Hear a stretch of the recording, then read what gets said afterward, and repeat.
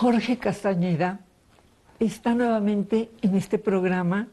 En el anterior, Jorge y yo hablamos de su libro Una autobiografía, pero ahora nos vamos a referir a su último libro, Solo así, que él llama un largo ensayo o un libro pequeño. Librito. Librito, un librito. Bien, Solo así es el título. ¿Por qué solo así? ¿No hay otra forma? Tú te refieres a el hecho de que exista una sola candidatura, por eso lo llamas Solo así. Por dos razones, Silvia. Una es esta que tú dices, absolutamente. Yo creo que si no hay una única candidatura independiente a la presidencia en el 2018, si hay varias, no van a pintar electoralmente hablando, no van a ser competitivas. Se va a pulverizar el voto, se van a neutralizar una a otra y se le va a hacer el juego a la partidocracia. Pero hay otra razón por que le llamo solo así, que es que solo a través de una candidatura sin partido, creo yo, que se puede tratar de reformar a los partidos, de tener una agenda contra la corrupción, contra las violaciones a los derechos humanos, contra el enorme derroche, el dispendio del dinero que le damos a los partidos políticos en México. Es decir, solo podemos cambiar el sistema político que tenemos desde fuera del sistema político que tenemos. Desde dentro no se puede. Los partidos no se van a cambiar a sí mismos. Solo así podemos cambiar este sistema y sustituirlo por otro con partidos, con elecciones, todo, pero otros partidos, otra ley electoral, otra forma de financiamiento, otra agenda. El gobernador de Nuevo León, que ganó las elecciones y está ahí en su oficina de gobierno de Nuevo León, él también de pronto dijo, soy candidato independiente, y se aceptó, cosa que no se aceptó cuando tú trataste ir por ese mismo camino hace a la presidencia, 12 años. 12 años. Así es. ¿Qué cambió? Bueno, cambiaron muchas cosas. Primero cambiaron las leyes después de una larga lucha que yo inicié, pero que muchos retomaron, o en las que muchos estuvieron acompañando y apoyando, desde Federico Reyes Heroles, que fue conmigo a la Corte Interamericana de Derechos Humanos en Costa Rica, hasta Manuel Cloutier, que también buscó ser candidato independiente a la presidencia en el 2006, grupos como el de Reforma Política Ya, que en el 2009 finalmente impusieron el cambio en las leyes como resultado de esta lucha. A partir del 2009, Calderón finalmente propone una iniciativa de ley que permita las candidaturas independientes, se aprueba a principios del 2013 y a nivel constitucional se aprueba la legislación secundaria en el 2014 y en el 2015 ya hay candidatos y hay unos que ganan. El Bronco es uno, Pedro Kumamoto en Zapopan es otro, Alfonso Martínez en Morelia es otro, y el propio Manuel Cloutier, como diputado por Culiacán, es otro que también gana. Entonces, ¿qué cambió? Pues básicamente la lucha y las leyes. Las candidaturas independientes van a dar una mejor impresión a la sociedad en cuanto al candidato que surge, pues no de la nada, pero por sí mismo. Por lo tanto, ese candidato está ofreciendo su personalidad, su carisma.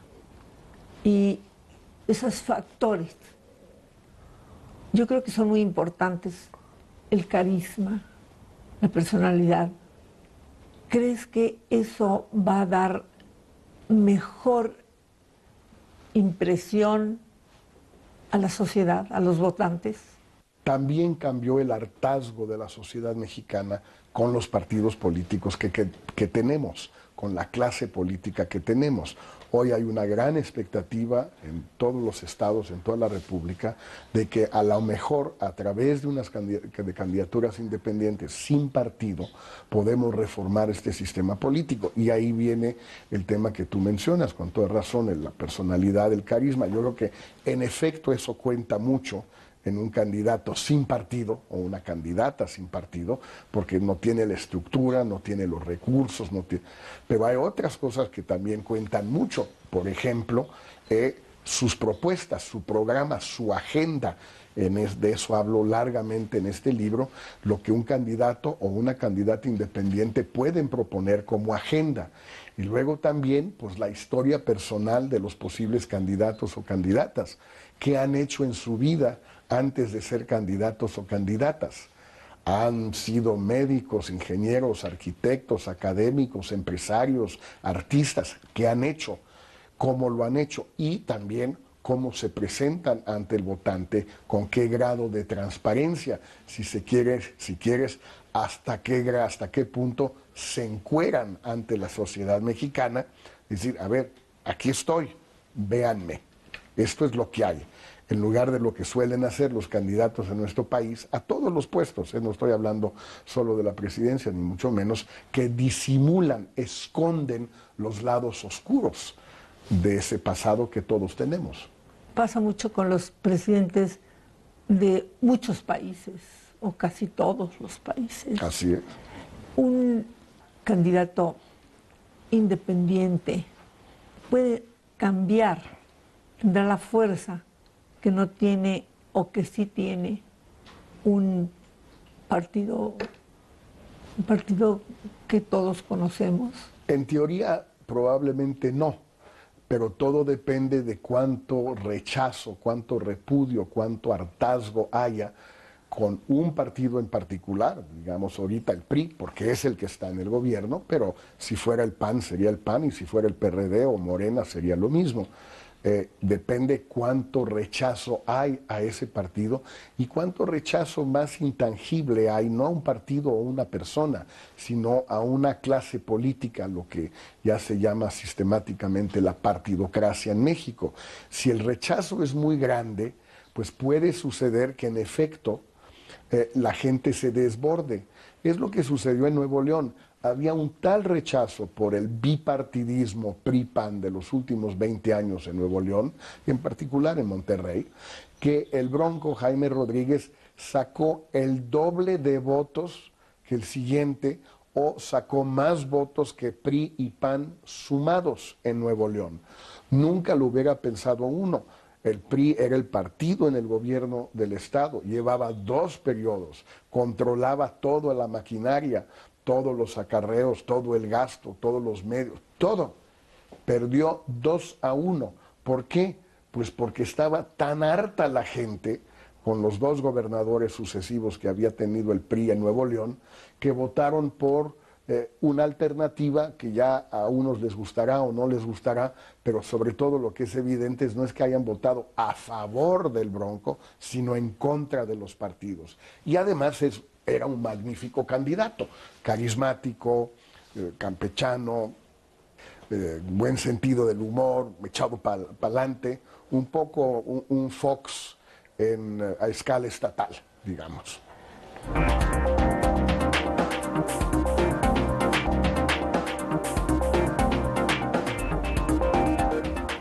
He escuchado que el Bronco en gran medida fue electo por una promesa que hizo de que terminaría quizá en prisión el candidato anterior. Pero que, bueno, ¿cuántos meses han pasado desde que él está ahí? 5 o 6 meses. 5 meses en el gobierno. Y no ha logrado cumplir su promesa. Bueno, en el caso de Obama, él prometió quitar Guantánamo. Y apenas ahora, con estas nuevas relaciones con Cuba, eso parece que va en buen camino. Ya han pasado 8 años. Ya han pasado 8 años, allí voy. A veces un candidato a cualquier cargo de gobierno, promete algo, pero luego hay muchos impedimentos y no lo logra. Es entonces una trampa para sí mismo hacer promesas que luego no se pueden cumplir. Bueno, sí y no, es decir, en efecto siempre existe el riesgo de prometer demasiado y no poder cumplir, pero también es cierto que cuando una elección se da en circunstancias especialmente adversas, los dos ejemplos que mencionas son muy buenos. Obama, porque era el primer candidato afroamericano, el primer candidato negro a la presidencia de los Estados Unidos. Pues son condiciones muy adversas. Si no prometía mucho, no iba a llegar. Y el Bronco fue el primer, sin establecer ningún paralelo entre ellos, pero simplemente tomando los ejemplos que tú mencionas, el Bronco fue el primer gobernador electo sin partido en la historia moderna de México. Pues para estar luchando contra todo el sistema de partidos, contra esa partidocracia, si no prometes mucho, no vas a entusiasmar a la gente y no van a votar por ti. El problema es luego qué tanto puedes cumplir. Y en efecto al Bronco le está costando trabajo cumplir con su promesa principal, que era llevar a cabo una investigación a fondo de las finanzas y del comportamiento en el gobierno de su predecesor, el gobernador Medina, y ver si, y la familia también, para ver si en efecto las sospechas tan generalizadas de corrupción que figuraban, que existían en Nuevo León, se confirmaban o no. Yo estoy seguro que está investigando, no estoy seguro que está encontrando elementos para llegar a una conclusión definitiva, y eso lo está debilitando sin la menor duda. En tu libro mencionas que hay un 62% de gente que estaría muy contenta para votar a un candidato independiente. Ese 62% es el que se toma de la elección que hubo por el gobernador de Nuevo León y por los otros que mencionaste. Y también de encuestas que se levantan con mucha frecuencia en México, cada 2 o 3 meses, por lo menos desde junio del año pasado, cuando fue electo el Bronco, se siguen levantando encuestas y todas arrojan resultados semejantes. Sí. Es decir, hipotéticamente, la gente sí está dispuesta a votar o quisiera votar por una candidatura sin partido. Pero ya cuando aterrizas en personas con nombre y apellido, eso se cae muchísimo.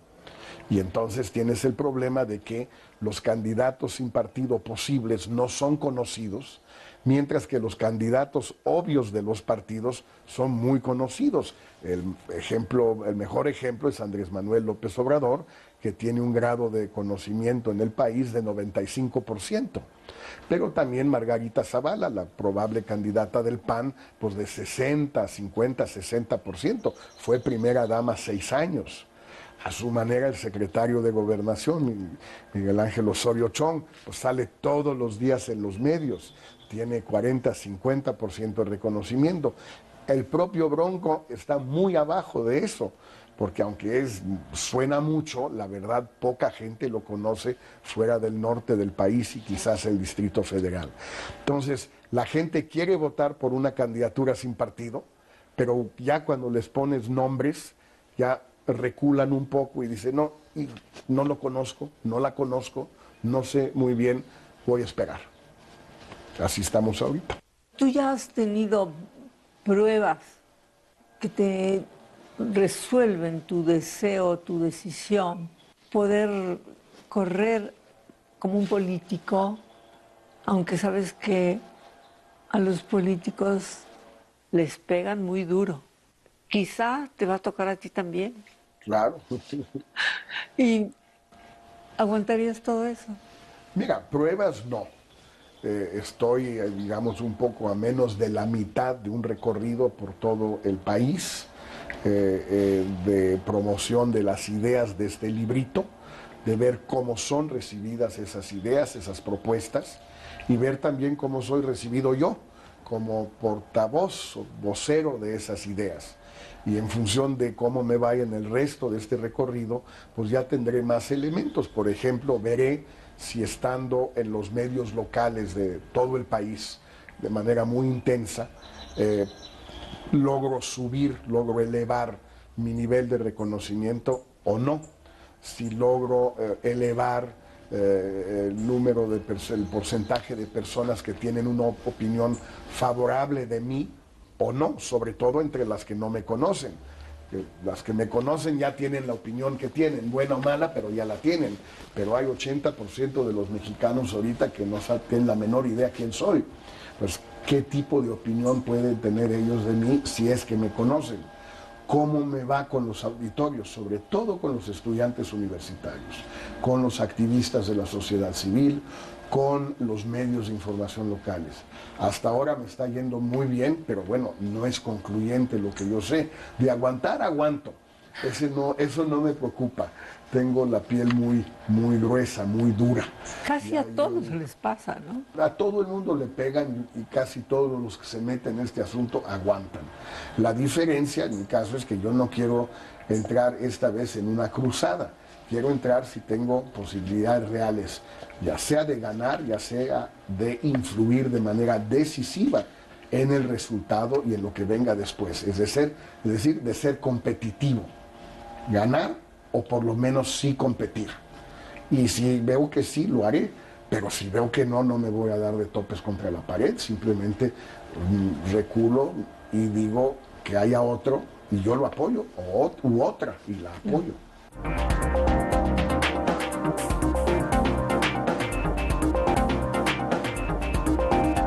Donald Trump dice que qué importa lo que digan de él, ataques, si tienes, porque lo dice para todos, si tienes una joven y guapa mujer a tu lado. ¿Tú crees eso? ¿Lo cree él? Yo no creo que lo crea y no creo que sea cierto. Yo creo que ayuda mucho.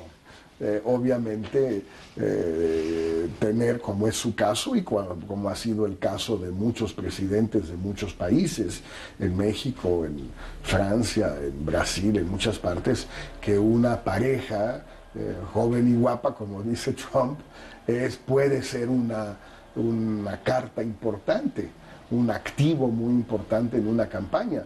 Sin duda, o por cierto, un joven y guapo cónyuge de una mujer candidata, como ya hay tantas en América Latina y en todo el mundo, ¿no? O no necesariamente joven y guapo, pero inteligente y que la apoya y la refuerza, ¿no?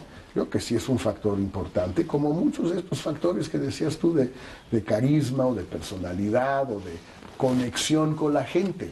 Hay políticos que tienen una conexión natural con la gente. Lo tuvo Peña Nieto durante su campaña, creo que la perdió, pero claramente la tuvo. La tuvo Fox durante su campaña y la tuvo en buena medida también durante su gobierno, independientemente de las decisiones que tomó, pero tenía una conexión con la gente muy importante. Esa es una parte indispensable también de cualquier campaña. Muy Indispensable. Muy indispensable. Sin eso no se llega a base siquiera. Contribuyen a revalorar el papel de las instituciones o, por el contrario, acentúan la tradicional propensión al personalismo, las candidaturas independientes. Bueno, depende del estado en que se encuentren las instituciones. Si se encuentran tan desacreditadas como es el caso hoy en México, donde hay un rechazo no solo a los partidos, hay un rechazo al gobierno, a los 3 niveles de gobierno, rechazo al poder legislativo gigantesco, rechazo al poder judicial también, salvo un poco la Suprema Corte. Si las instituciones en México se encuentran tan desacreditadas que cualquier alternativa fresca, cualquier alternativa imaginativa, nueva, pacífica, legal, dentro del marco institucional que tenemos, yo creo que puede vigorizar, puede renovar, rejuvenecer unas instituciones muy desprestigiadas en nuestro país. Ahora, que en ocasiones en algunos países, en algunos momentos, eso se preste a caudillismos, pues no necesitamos candidaturas independientes para que haya caudillos. Hugo Chávez llegó a la presidencia de Venezuela como candidato de un partido, no como candidato sin partido. Eso no es cierto, esa es una mentira que se ha inventado un poco en México. Y por otro lado, pues hemos tenido caudillos o aspirantes a caudillos en muchos países de América Latina y de Europa que llegaron a través de un partido. Si a esas nos vamos y queremos llevar las cosas al absurdo, al extremo, pues Hitler llegó a la Cancillería en Alemania en 1933 como candidato del Partido Nacional Socialista y ganó una elección democrática. Entonces también hay que ser un poquito más cuidadosos que muchos de mis colegas en las páginas editoriales que de repente deciden que todos los caudillos llegan al poder como candidatos independientes y nadie que llegue al poder vía un partido se vuelve caudillo. Pues no sé en qué mundo viven. ¿Fortalecen o debilitan a las instituciones las candidaturas independientes? Creo que depende del estado en el que se encuentren las instituciones.